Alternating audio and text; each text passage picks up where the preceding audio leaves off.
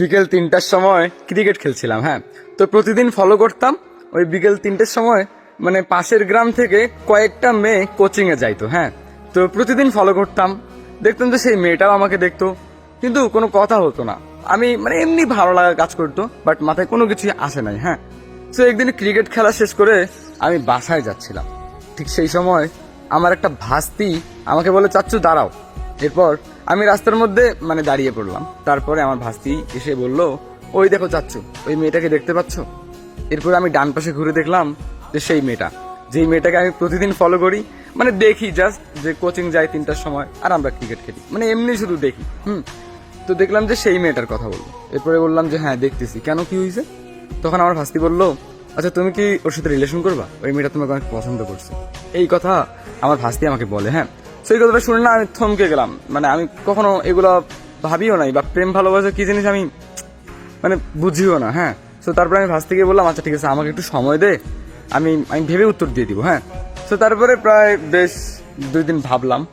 এই 2 দিনই ক্রিকেট খেলতে গেছি 3টার সময়, দেখছিলাম সেও মানে কিছু কিছু ইশারা করতো, কিন্তু আমি মানে ওইরকম করে মানে গুরুত্ব দিতাম না, ক্রিকেটে খেলতাম। তবে কেন যেন যখন থেকে আমার ভাস্তি বলছে যে সে আমাকে পছন্দ করে, তখন থেকে মানে বারবার ফোকাসটা শুধু ওই দিকেই, যে কখন 3টা বাজবে একটু দেখবো, মানে চিন্তা ভাবনা এরকম। মানে আস্তে আস্তে আমারও একটা ভালো লাগা তৈরি হয়ে গেল। হ্যাঁ, তো তারপর আমি ভাস্তিকে বললাম যে ঠিক আছে, বল যে আমি রাজি।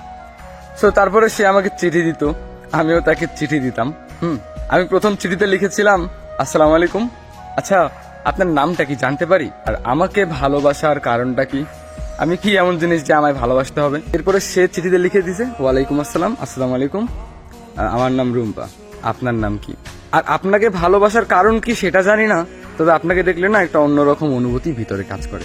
এরপরে না আমি তাকে আর কোনো চিঠি দেইনি, আমি শুধু ভাস্তিকে বলছি ওকে বল দেখা করতে। তারপর আমরা একদিন দেখা করলাম। টুকটাক কথা বলতে বলতে সে যেই কোচিংটায় পড়তো সেই কোচিংটাতে আমিও ভর্তি হলাম, যেন প্রতিদিন দুজনে দেখা করতে পারি, কথা বলতে পারি। মানে আমিও ভর্তি হয়ে গেলাম সেই কোচিং এর মধ্যে। হ্যাঁ, আমরা প্রতিদিন কোচিং এ যাইতাম, দেখা করতাম, আর চিঠি আদান প্রদান করতাম। হ্যাঁ, একদিন কি হলো জানেন, মানে খুব জোরে ঝড় শুরু হলো, মানে খুব তুফান বৃষ্টি হচ্ছে। তো তখন বাজতেছিল কিন্তু প্রায় 12টার কাছাকাছি, 12টা 1টা এরকম বাজছিল দুপুর। হ্যাঁ, তো আমাদের কোচিং কিন্তু 3টার সময়।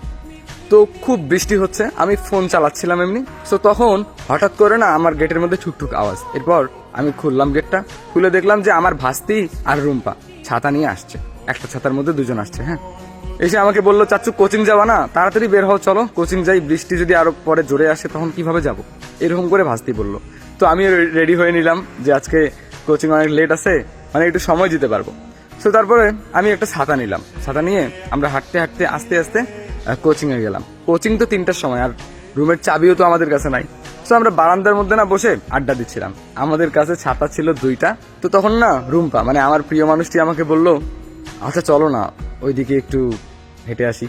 তো তখন আমি আশেপাশে তাকায় দেখলাম যে বেশি মানুষজন নাই, মানে রাস্তা ফাঁকা, মানে মনের মধ্যে কোনো ভয় কাজ করবে না।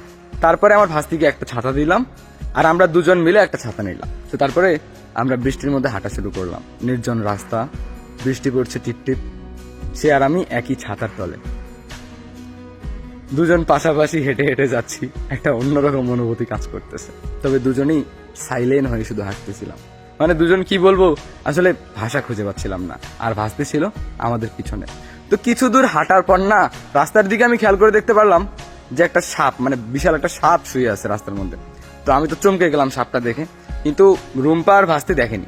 তো যখন একটু কাছাকাছি গেলাম, ঠিক সেই সময় আমি বললাম, রুম্পা এই দেখো কত বড় একটা সাপ। সবাই যখন দেখলো, দেখার সাথে সাথে এমন জোরে চিল্লায় আমারে জড়ায় ধরছে, মানে কি কব, চিল্লানি দেখে আমার কানের পর্দাটা ফাইটে গেছে। ঠিক আছে, তারপরে আমারে আর ছাড়ে না, প্রায় 2-3 মিনিটের মতো বলছে যে আমাকে এখান থেকে নিয়ে চলো নিয়ে চলো, মানে আমাকে শক্ত করে জড়ায় ধরে আছে। হ্যাঁ, আর ভাস্তি তো ভয়ে আমার পিছনে দাঁড়ায় আছে। এরপর আমি ওকে বললাম যে আচ্ছা আচ্ছা সমস্যা নেই, আমি এটাকে সরাই দিচ্ছি।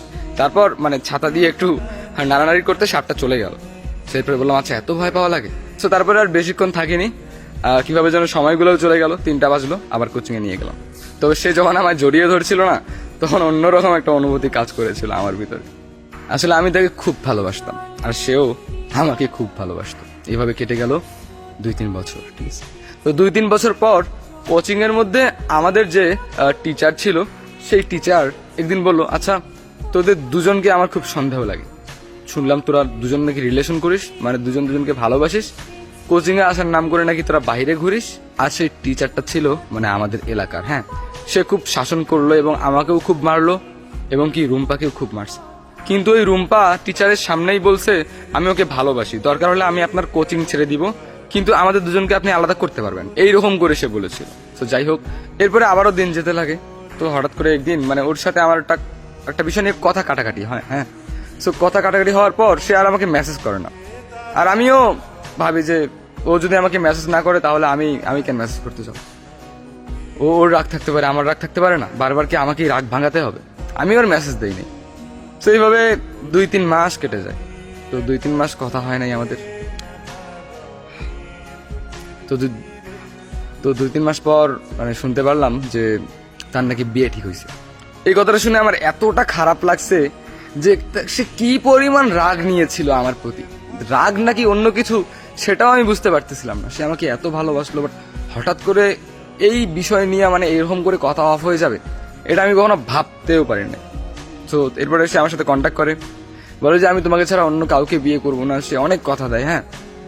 তো পরে পরে আমি মানে গুরুত্ব দিইনি তেমন একটা, বলছি যে বাদ দাও, তুমি এমনিতেই 3 মাস কথা বলো নাই, আবার তুমি আমাকে বিয়ে করবা, মানে এরকম একটু মানে তেমন একটা গুরুত্ব দেই নাই, হ্যাঁ। পরে দেখলাম যে তার বিয়ে হয়ে গেছে।